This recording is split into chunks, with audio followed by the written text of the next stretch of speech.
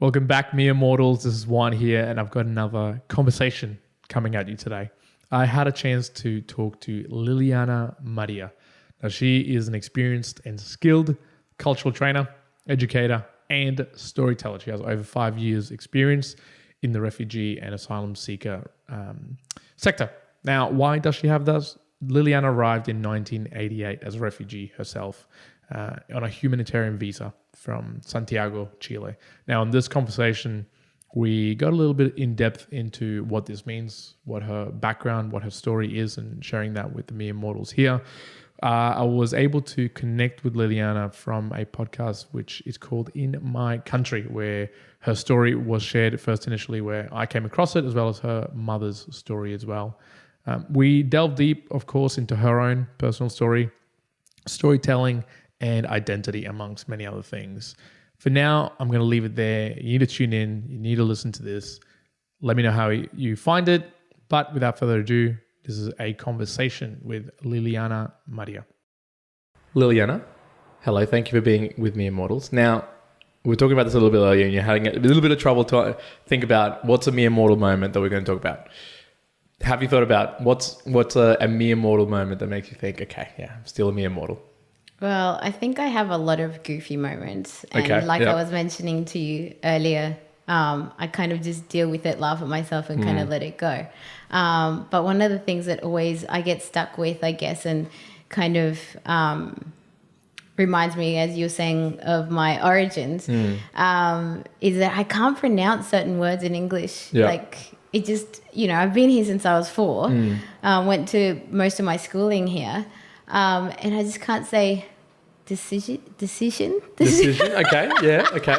Precision. It's interesting how there can be some words that even after all this time, it's still a little bit hard to pronounce. Yeah. I see that, of course, in some of my family members, and throughout the podcast, me talking to Karen and a couple of other people, I still stumble onto some words where I'm like, oh yeah, okay, I say hiatus or hiatus wrong. One of those words. So I can totally get on board with that. Yeah. Now, Liliana, I found you from In My Country podcast. Yeah. So for those who want to probably delve deep into the story of Liliana, because we're probably going to talk a little bit about it, but if you want to find out that and also some story about your mum Marcela, you can go and take a look at that podcast, and they've done something that brilliantly, and it's really good. And I got to meet you, I guess, through those individuals. So check that out if you want to see the full story.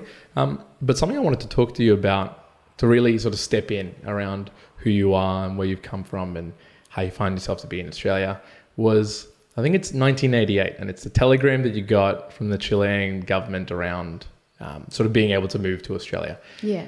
Can you try to places there to if you can recall back, what was that like? What was the feeling? Why did you have to leave? Okay. So placing, I guess, the reasons why we were leaving Chile. Yeah. So during the time, I guess, that I was born, there was a dictatorship in my home country. A dictatorship that lasted almost 20 years. So I guess during the time that I was born, it had been in place for about 10 years. And my parents during that time were actually freedom fighters and, fighting for people's human rights. The dictatorship was really brutal. Lots of people who opposed that dictatorship were either tortured. Many people were made to disappear. Actually, a lot of people until this day don't know where their family members have been, made to disappear. And so it was really dangerous times, and even more dangerous for people who were actively, fighting against that dictatorship. And that was my family. Yep.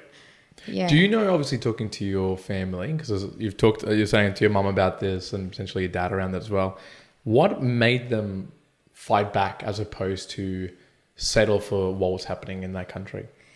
Yeah, I guess, and my mum talks a lot about this in her episode in the podcast. I guess there were 2 young people in Chile, in this dictatorship with not many opportunities. They didn't have very, education opportunities, or, even for their young family that they were just starting. There wasn't very many opportunities. They were quite poor because of the lack of opportunities in those times. And so, as my mum would say, you know, it was either sit down and like have your arms crossed and wait for something bad to happen to you, or actively go and fight to change the situation in Chile. Yeah, no, definitely. Yeah. Do you feel like you've taken on a little bit of that, like an impart from your mum? Definitely. Yeah. I guess you'd hear as well from my podcast is that, you know, I think she's one of my greatest heroes. I mean, she's such an incredibly strong, determined woman. I mean, she's my mum. Yeah. You know, there's still times that I'm like, ah. We all have that. But she's just her persistence and her fight. And, you know, even both my parents' kind of philosophy around life and human rights. I think it's kind of almost in my DNA. Yeah. Now, that would play so back in 1988 when you moved over to Australia, that you came over sort of as a refugee. Yeah. Now, do you recall sort of coming to Australia on that first day? I know you've talked about the Cocoa Pops, I think, the cereal that you had that didn't have in Chile.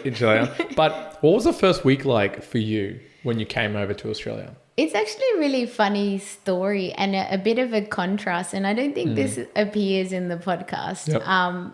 But so I remember getting on the airplane and all of those things. I remember being really excited because we were coming to a new country. And I guess my parents kind of had those talks and they were excited to come to a new country where we were going to be safe and start a new life.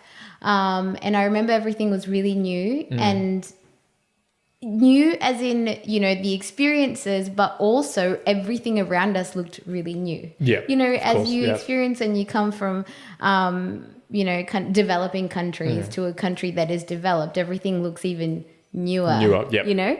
But also there was a different fear. And I don't know, I might need to do some research on what was happening in the news at the time. Yep. But there was this fear in Chile of our safety because the government was, you know, after us in the dictatorship, and the military was still, you know, secret police was still chasing my dad, essentially. Yep. But then when we arrived in Australia, the fear was, I remember the first week they said to us, take care of your children because in Australia, there are men who steal your children. And so it was like, whoa. Hold on a moment. I thought we'd gone from one place to another to be okay, but don't be telling me these things. All right, that's very interesting. So yeah, I think I might need to research what was in the news when we arrived. That must have been, you know, really impacting for a lot of the community who had just arrived as well. Yeah, wow. Okay. Yeah. Now, I know that you and your family went back to Chile after a certain time. What time was that? How old were you when you guys went back to Chile? Yeah, so I was 12. Right, okay. So it was 8 years after we had arrived to live in Melbourne. Yep. Yeah, I guess my parents always felt like they wanted to go back home when things were all right and safe to return.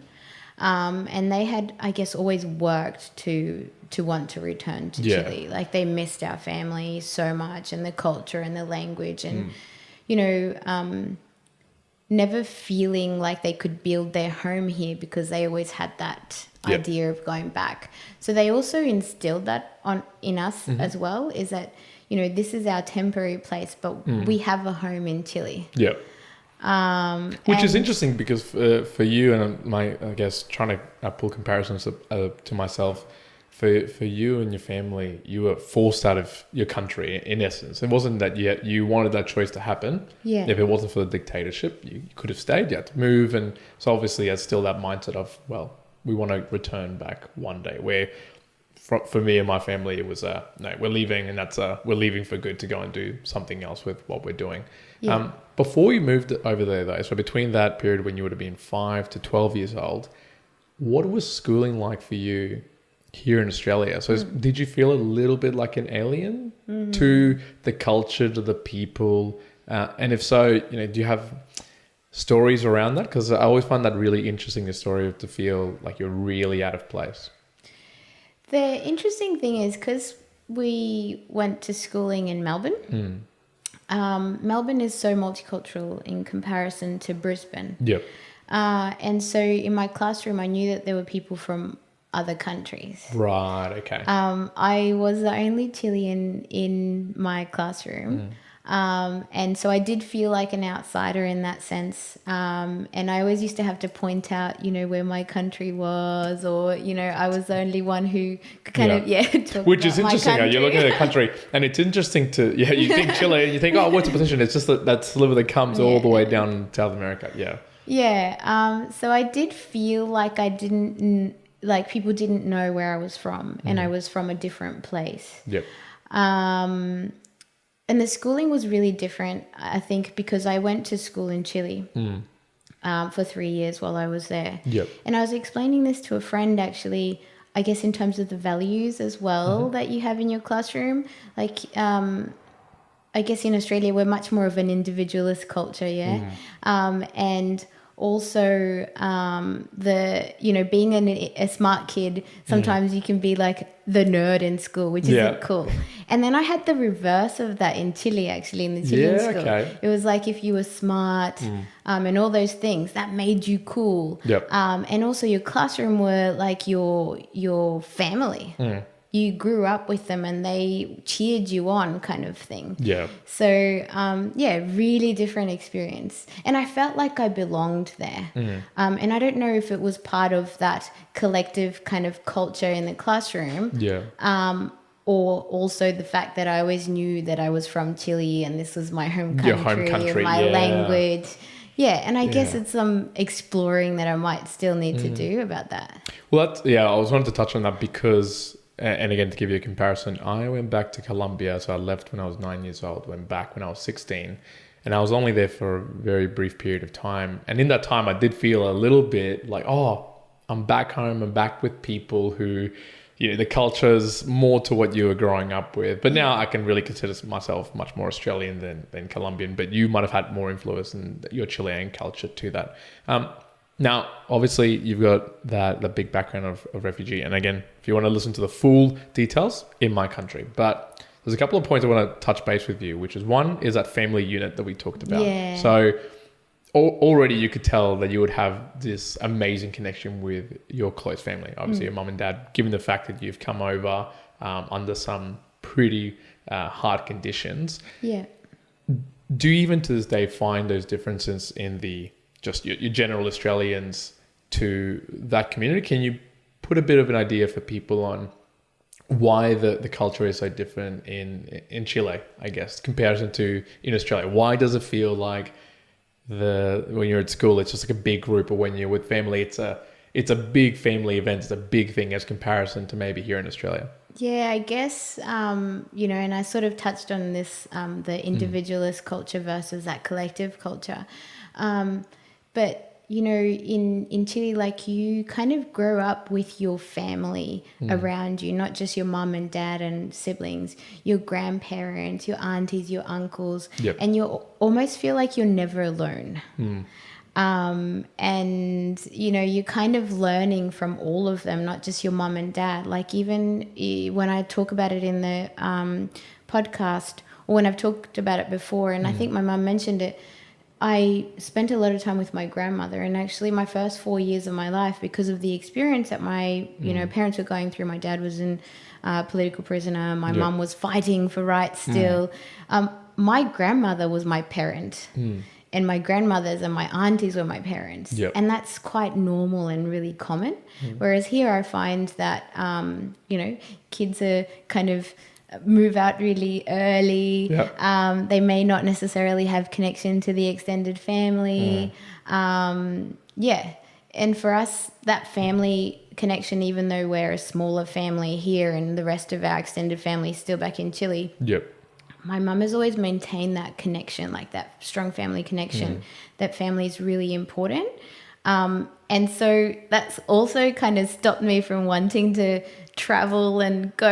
I mean, not travel. I love traveling, but go and move and live in another country, because I'll be far away from my mom and my dad. I can totally understand that. And I personally have a little bit of that, but I know from my mum's side and dad's side, more so mum, if she goes, if you're going to go somewhere else like Sydney, it's going to be enough close that I can still come in contact. So I can see where maybe even that South American culture sort of still fits in. Another one I want to talk to, because we call ourselves Australian and Chileans and whatever it may be, identity.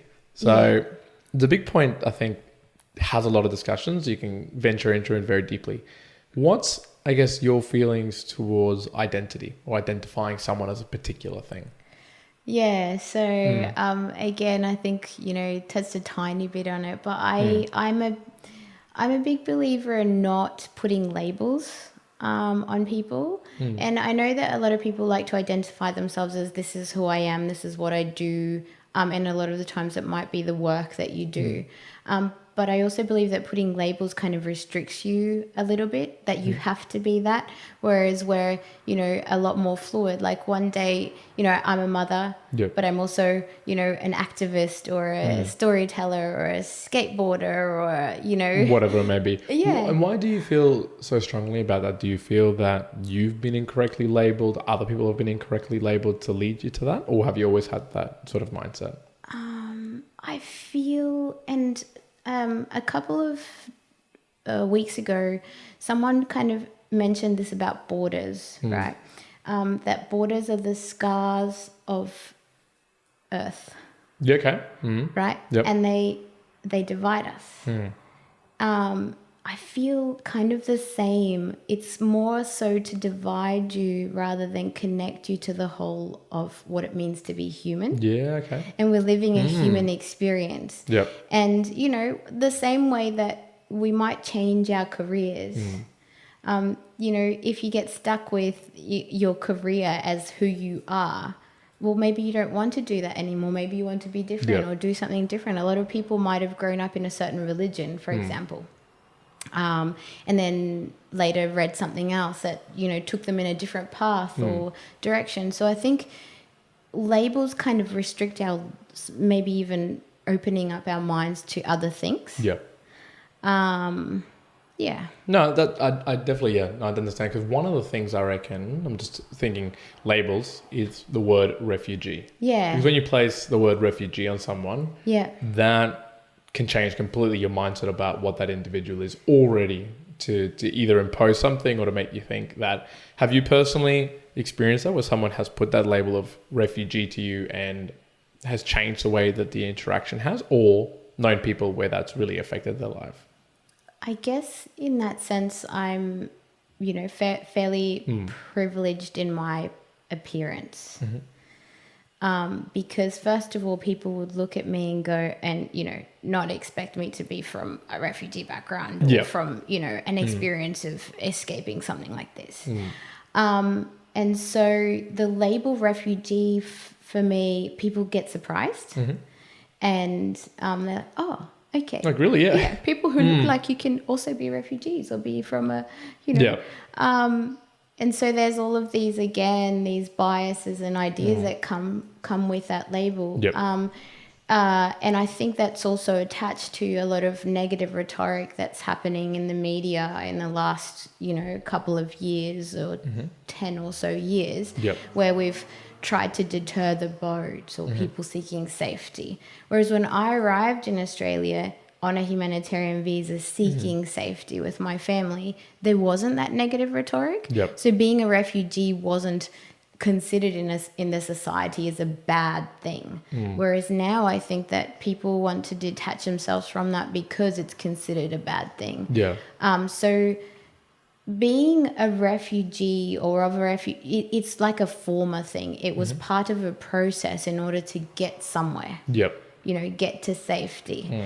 And I think people, when you get labeled as a refugee, it's just being part of that international declaration that you are one of those humans that has had to escape incredibly horrifying conditions to keep you and your family safe. No, and look, I was looking actually at some statistics, right, just to put it into place. Some of the world figures, there's around 80 million people who are forcibly displaced worldwide, right? That's about 1% of the world's population. And I was actually interestingly having a look at what was the perspective of that adults. 40% of them are children. And I think people can sometimes think, okay, well, refugee, that means they're just coming into my country and doing this thing, and you don't have to.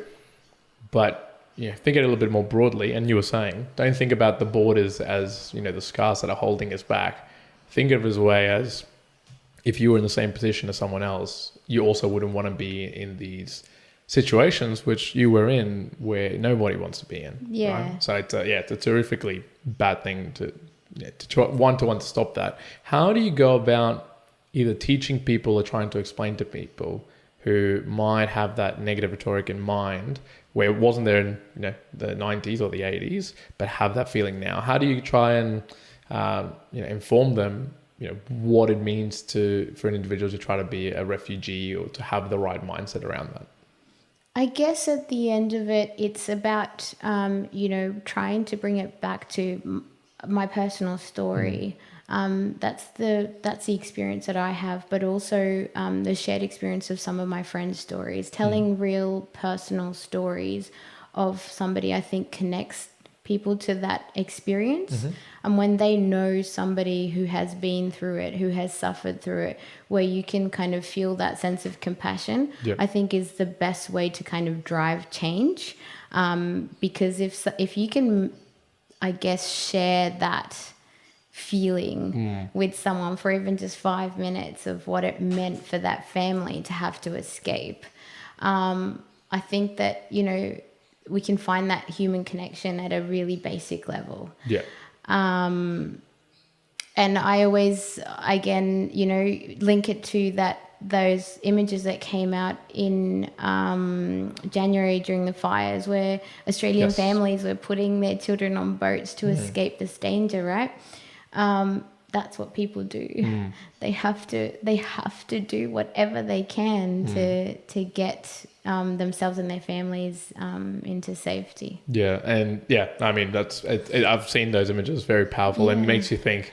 Just because it's obviously from a separate doing, but in the end, the premise is you're trying to find safety, and what that may look like obviously differs, but in the end, we're all humans. We're all trying to just survive and do the right things. You obviously touch on storytelling and stories. And yes, I agree. They are super important. And the biggest thing, of course, is that emotions control the decisions of what you do. And so being able to have the right story and storytelling to get the right emotions and get the right decisions and movements to be done is so critical. How long have you now been telling your story and the story of your family? And how are you putting that at play? So what are you doing nowadays to sort of share that story? So I think I started telling my story when I started working for Multicultural Australia, back then MDA. I just found that there was a community educator who was sharing stories of refugees and kind of supporting that education in schools and different community, I guess, initiatives. And I was like, hey, I have a story I can tell. Tell here, and I can share my story. And so through that, I kind of found myself in different avenues of telling my story. Like someone would tap me on the shoulder at work and go, hey, you have a story. We heard you have a story. Can you stand up in front of these people and tell it?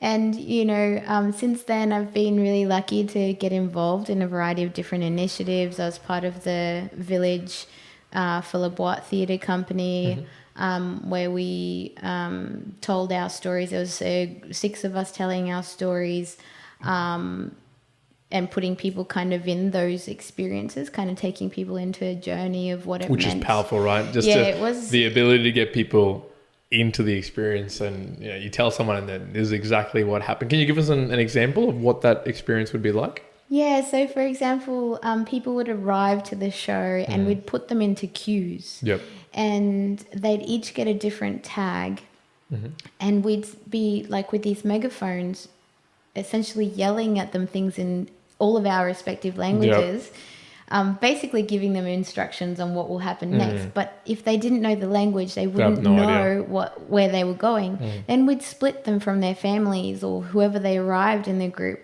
and put them into these different, like, okay, you're going this way, you're going that way, you're going that way, without really them knowing where they were going.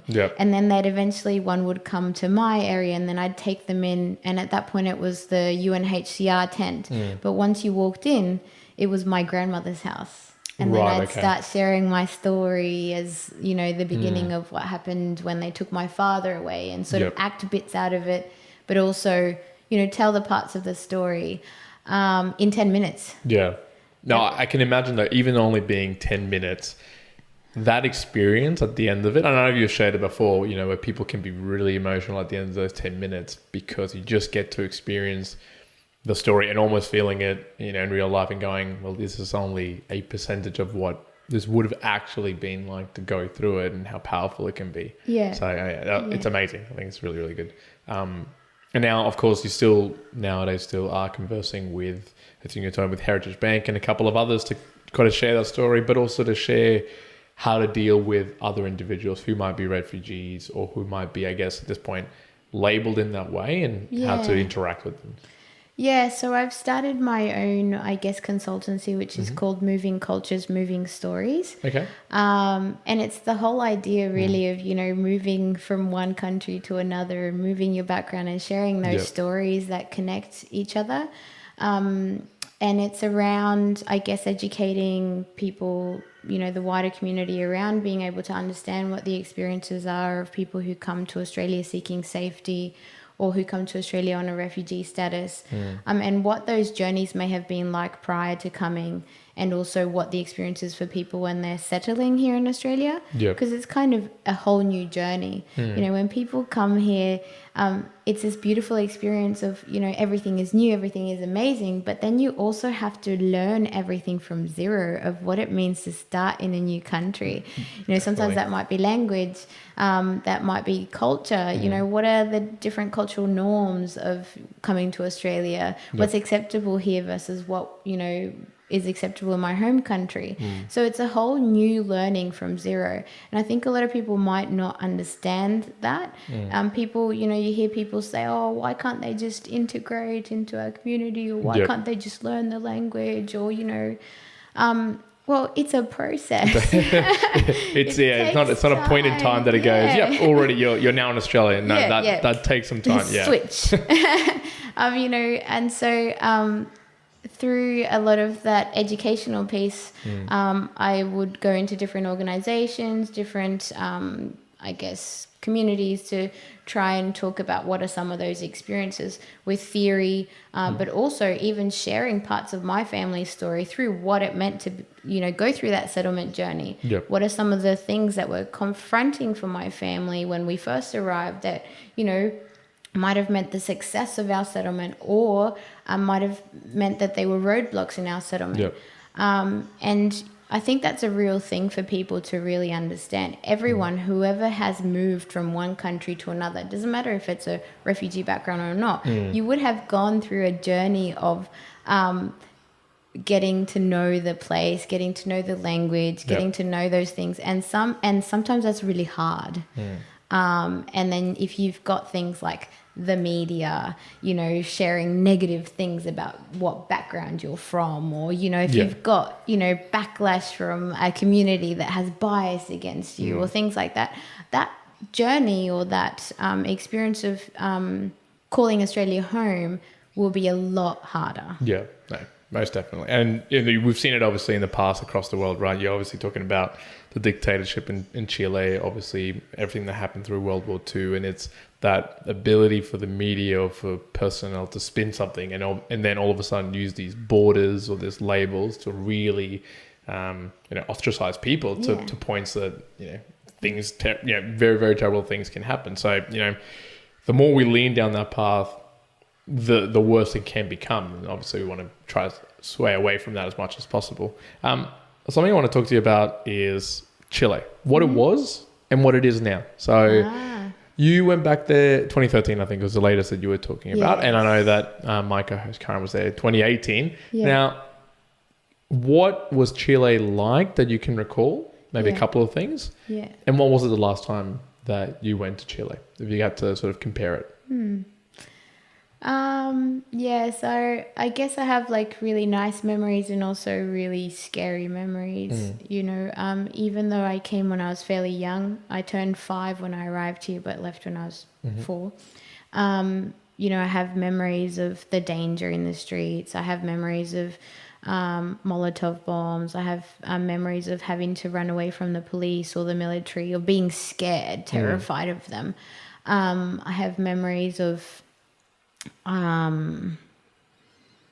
tear gas bombs being thrown in the house, you know, and what you need to do, or like in your childcare center, if there was tear gas bombs, or if we got raided by the military. Yeah, see, that's something that's so amazing. Can you imagine in Australia, and I remember being a little bit younger here, you'd go, oh, there's the earthquake, and if an intruder comes in. Exactly. But that's not what you think about when it's like, oh, what happens when a Molotov bomb comes in and where tear gas comes in? This is what you have to do as a kid. That is just another level that people just don't even think about. That's a thing. But that became sort of the standard at that point. That was a standard. Wow.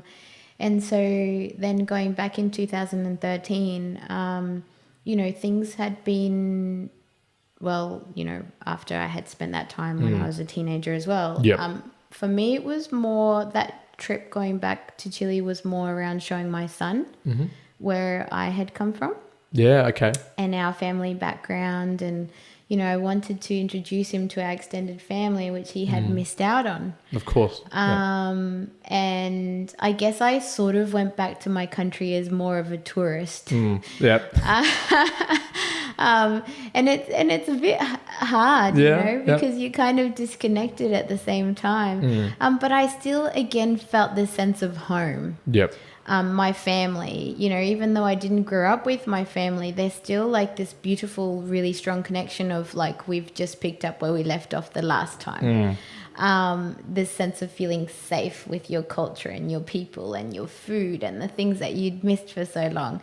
And I did feel safe, you know, if you compare it from when I was 4 to 13, the situation that was happening in Chile.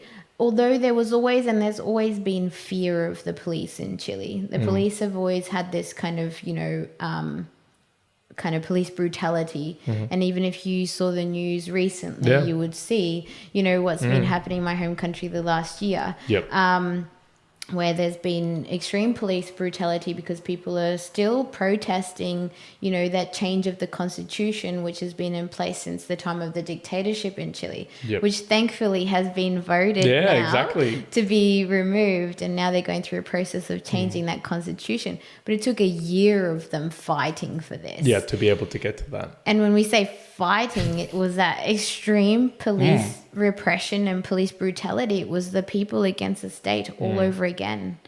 It's amazing sometimes. Again, we're talking about media sometimes and what we see here in Australia. We get to see some selective things. Obviously, you know, politics, Trump 2020 election, all these things. But there are things happening across the world. So obviously in Chile, everywhere else, there's things like that are happening all the time that we don't get to see being here in Australia. But don't forget, they still go on. There's still difficulties. And while the dictatorship was 1973 to the 1990, that's not to say that after that it was completely rosy and no issues. Exactly. It was South America in general, and I only really know Colombia well. You know, I still know that there was a lot of difficulties in Colombia. I know, you know, recently Venezuela and how much issues they had there. So it is a blessing to be in Australia, I feel, from my side, right? To be in Australia or to be in a country where it's, it can be stable and your voice can be heard, is you don't realize how many places in the world you really can't do that. There's so many places in the world where if you were trying to do that, and you've seen it as an example, where that might mean the difference between you being in a home and being safe and just being completely ripped apart and being somewhere else. It makes you just be very grateful of some of the things that might have happened. But one point that you mentioned around your son, I was going to ask you was, have you shared much with him around that, about obviously now his grandmother's sort of experience and story? Have they talked about that? And has he understood that as well, if that's been discussed? Because that's something we're talking with Karen as well at Mere Mortals, is when's the right time for someone who's young to start learning about some of the evils or some of the atrocities that the world has to offer, and how you go about that. So maybe sharing a little bit of that. I think I've been always really keen for my son to know and understand not just my experience and my family's experience, but what happens around the world. I want him to grow up with this sense of really understanding that we are incredibly privileged to be in Australia. You know, Australia is not the norm around the world. Australia is like a small percentage of how amazing, you know, we have everything. We have education, we have healthcare, we're safe, we're well. But actually the rest of the world and the majority of the rest of the world doesn't live as well as we do. And I think that's such an important thing that we need to remember. Yeah. Not just to be like, oh, I'm so grateful to be here, but also to not forget. Exactly, yeah. What is happening around the world. To continue fighting for human rights while we're fine and safe, and he's got water, education, food, you know, safety, privileges, PlayStation. Yeah. I want him to also understand that the rest of the world doesn't live that way. Yeah. The majority of the rest of the world doesn't live that way. He's been exposed to those things since he was very little. Since, you know, I can have conversations with him. We've had these conversations. And when I was preparing for the theatre, for example, I'd kind of prepare in front of him. And, you know, by the end of it, he was like, oh my God, Mum, I've had this story so many times, you know. And he was there at my first show.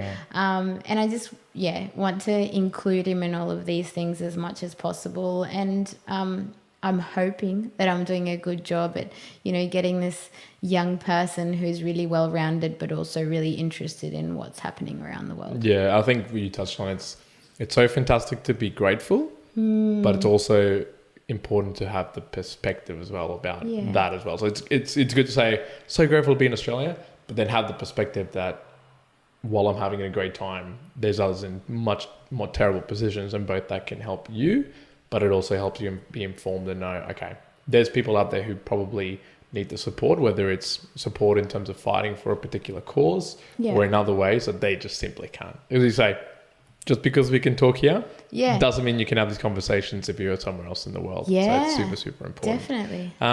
Look, I wanted to ask you also a particular question. We sometimes ask this quite often, but for you, two things. One, have you got a book or a movie or something that really influenced your life a lot that you can recall? That doesn't have to be one. I'm a bit of a romantic at heart. Oh, okay, yeah. No, in terms of like, because I really love, I guess, astrophysics and all of that kind of stuff, because it kind of brings us outside of our own like existence, right? Our existence is so incredible out in. So not I wasn't going to say a book of astrophysics. Yeah. I mean, I love Carl Sagan and Einstein and you know, some of their theories, not just on astrophysics, but also the connection of humanity. So if you look up, you know, Einstein on compassion, for example, and look some of those things up.